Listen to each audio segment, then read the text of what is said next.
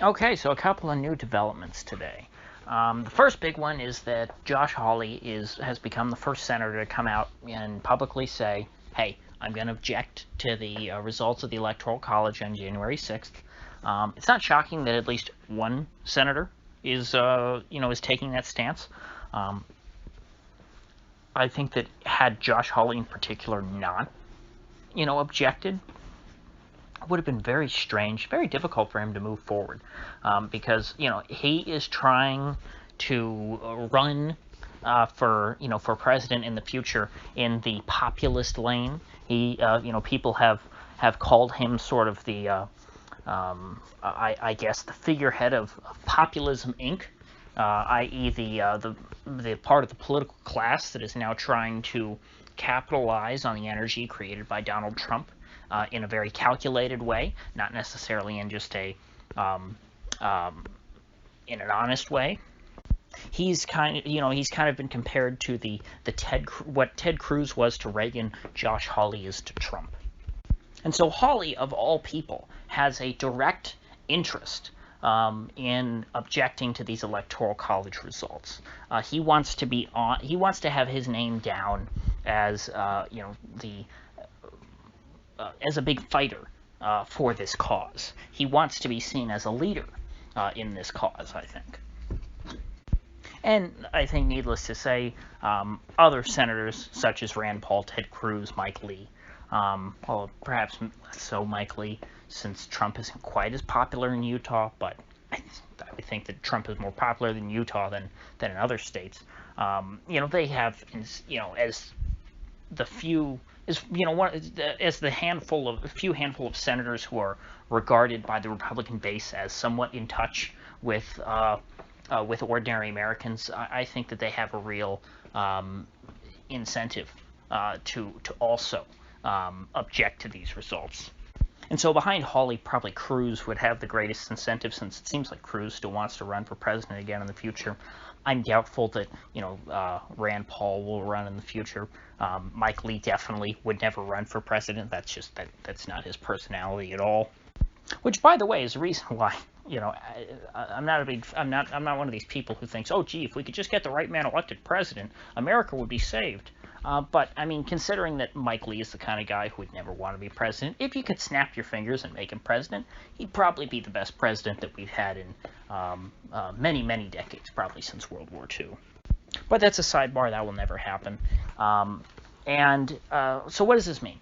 This means that we are for sure now going to see the 2-hour debate on the floor of the House and the Senate over the results of the election in these various states, wherever the results are contested. And ultimately, this will result in, I think, both the House and the Senate voting to reject the claim that these election results should be put into dispute in these certain states.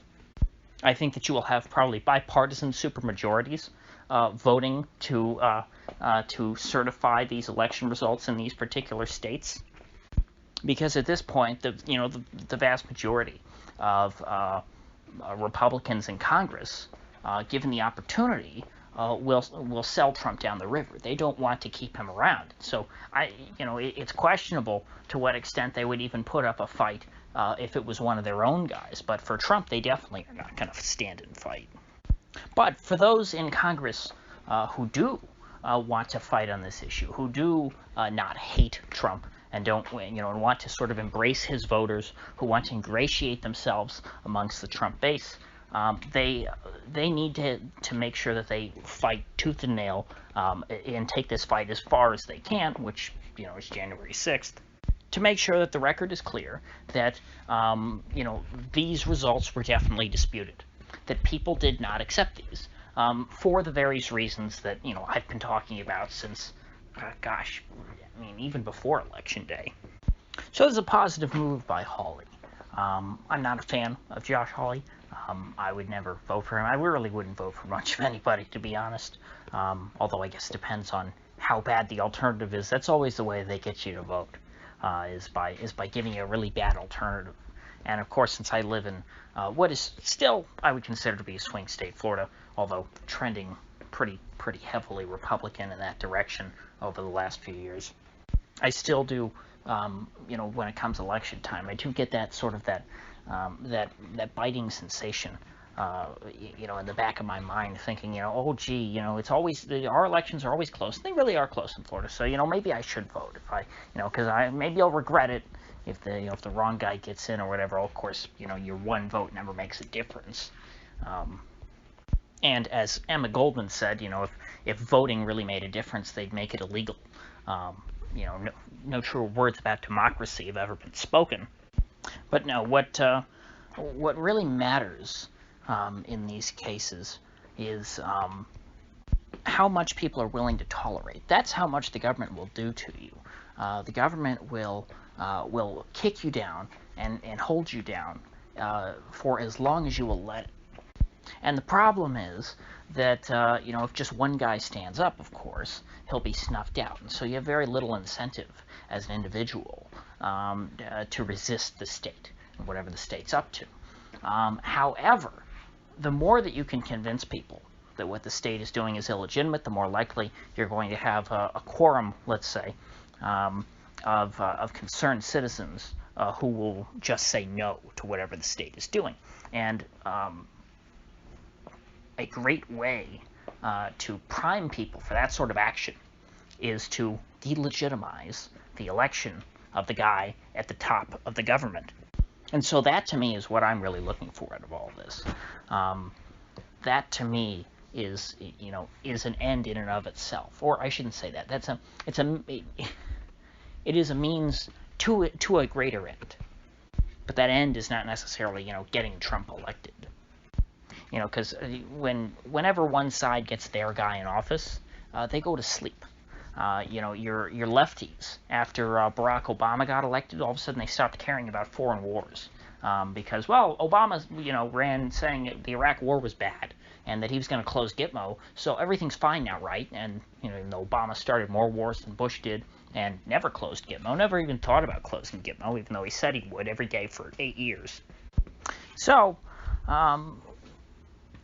what all this means is that obstruction is the best goal, and you want to obstruct as much as you can get away with, as much as you can encourage people to do. I think that the opposition in the United States is becoming increasingly obstructionist with every administration. I think that if you start by looking at the Obama administration, Republicans in Congress then didn't want to work a whole ton with Barack Obama. That was a very good thing, because it meant that Congress wasn't passing much, and the president wasn't able to implement much of his agenda. Whenever Congress or the president, no matter who's in office, is implementing some kind of an agenda, typically those are very, very bad things. There are certain exceptions, in which case, the good things being obstructed is obviously not good, but those are the exception, not the rule. And so I think the Republicans did a good job over Obama's 8 years trying to block as much as possible. Of course, they didn't repeal anything that had already been done, like Obamacare. But the Democrats, after Trump came in, turned into an even more useful opposition, essentially saying, Trump was a Russian asset, he was a Russian puppet, and therefore they wouldn't even acknowledge him.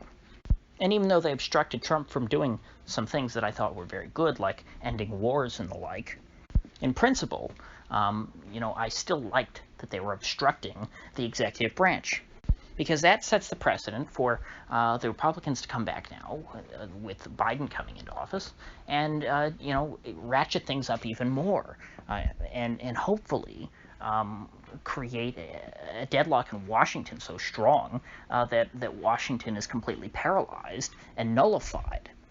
The role of the Republican opposition at this point is to throw as many wrenches as they can into the gears of Washington to stop things up. Mitch McConnell, of course, is of the complete opposite persuasion. He is a man who models himself after Henry Clay, the great pacificator, one of, to me, the great villains of American history. And McConnell just wants to grease the skids as much as possible to pass all sorts of bills I mean, that's what he considers to be a success. Look at all these bills we passed, way more than Harry Reid. Ooh. So anyway, with Congress paralyzing the executive branch, with a feckless leader like Joseph Robinette Biden at the helm, who many people have are already compared to James Buchanan, the last Democrat president before the first Civil War in this country, Biden will not be able to do much to stop the U.S. from careening into the abyss. He will not be able to unify people. He will not be able to pass major legislation that will allow Washington to better control the 50 states. And so really the political action in the next 4 years, I think, is going to occur in state capitals more so than Washington. I think that in the era of the Wu flu and all these lockdowns, who your governor is has become far more important than who your president is. It's hard to believe that when you look at images and the restrictions in places like California and New York, that they are technically under the same regime as Florida. You go to Florida, California, and New York, Trump is president in all three of those states, but they're very, very different places with three different governors. And those governors, at this point in history, are the ones who really make the difference in terms of how free their people are. And that, to me, is an improvement. I'd much rather have to worry about only my governor stealing my freedom than the president. Because ultimately, even though I don't want to be oppressed by a tyrannical governor, the governor is closer to me as an individual, as a voter, and I have more power over selecting that person. And also, everyone who lives in the 50 states doesn't have to worry about who the one president is. There are 50 governors, essentially, that you could choose from. If your governor was really bad, you could have somewhere to flee to. Whereas if you have one bad president who has all the power in the government, then we're all screwed equally. And so this sort of ad hoc decentralization is a trend which I want to see continued. It's not something that people are willingly engaging in. The federal government is not giving up powers and handing them back to the states and letting the states take center stage in the political realm. That's just the direction in which the zeitgeist is moving. The winds of history are no longer at Washington's back. And I think, if anything, this trend needs to be accelerated. The quicker that Washington is completely dismantled and collapses in any real sense, the better. And so to say that this effort on January 6th, is pointless, it's a lost cause, that's only the case if you look at this narrowly in terms of, okay, well, can you finagle things so that Trump can somehow be president? If you're only looking at it in that context, then of course, yeah, this is totally pointless because it's, I see no scenario in which this leads to Trump actually remaining president for another 4 years. But within the broader context of our political situation, which I have outlined, this event could be very fruitful. Depending on the size of the event on January 6th and the way that the hearings proceed and such, and how that affects public opinion, this could serve to really chip away at what little credibility and legitimacy Washington has left remaining. So always keep that in the back of your mind when you're watching these events. Try and look, a few steps ahead. Don't just look at whatever they're talking about on TV or on the radio, because media, that kind of media, is always very present-oriented. I think they do a horrible job contextualizing the stories that they cover. So, with that said, if you gained anything of value out of this video, I'd appreciate you clicking that like button and sharing this video. And if you haven't already, please do subscribe, because I do upload every day, and I'd hate to have you miss one. So, I'll see you folks back here tomorrow.